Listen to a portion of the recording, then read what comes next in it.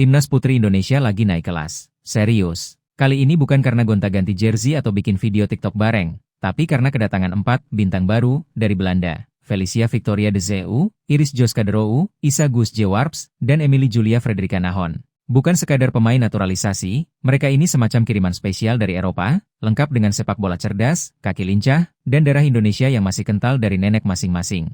Kita mulai dari Felicia de Zeeuw, gelandang serang 19 tahun dari ADO Den Haag. Tinggi, lincah, dan jago ngatur tempo, dia bisa dibilang Google Maps-nya lini tengah. Tahu kemana bola harus diarahkan, kapan harus cepat, kapan harus kalem. Felicia bukan cuma bawa bola, tapi juga bawa harapan Garuda Pertiwi buat punya playmaker modern yang bisa melawan tim-tim Asia dengan taktik rumit. Asal kamu tahu, dia udah trial bareng Timnas Putri sejak Februari di Jepang dan langsung bikin pelatih Satoru Mochizuki jatuh hati. Secara profesional, tentu saja. Lanjut ke lini paling belakang, ada Iris Joska de Roo, penjaga gawang Sparta Rotterdam. Usia 20 tahun, tinggi 174 cm, dan punya refleks yang bikin striker lawan geleng-geleng. Dia bukan cuma jago nangkep bola, tapi juga paham cara membangun serangan dari bawah.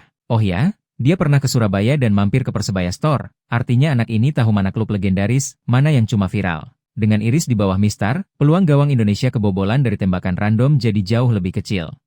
Kalau butuh gol cepat dan nyeleneh, ada Isa Warps, striker berdarah Minang yang siap bikin bek lawan keringetan. Main di NAC Breda, pengalaman di Liga Belgia, tinggi 176 cm, dan pernah jadi anak bola sejak umur 9 tahun. Dia ini seperti campuran antara striker brutal dan winger licik. Gak perlu trial segala, PSSI langsung bilang, bismillah, naturalisasi sekarang juga. Dan benar saja, dia adalah mesin gol yang ditunggu-tunggu Timnas Putri selama ini. Kita belum selesai. Di lini belakang ada si muda berbakat Emily Nahon, baru 18 tahun tapi sudah main di ADO Den Haag. Selain jago jadi bek tengah, dia juga bisa naik ke gelandang bertahan. Anak ini disiplin banget, sampai pernah dipanggil latihan bareng Timnas Belanda U15. Tapi dia milih Indonesia, karena katanya Bogor tetap di hati. Udah cakep, muda, dan kuat, bukan tipe bek yang gampang kecelek gara-gara skill TikTokan pemain lawan. Keempat pemain tersebut resmi jadi WNI sejak 27 Mei 2025, disahkan lewat rapat di DPR. Ya, kalau DPR aja setuju, masa kamu nggak? Mereka akan bahu-membahu di kualifikasi Piala Asia 2026 dan ASEAN Women's Championship 2025.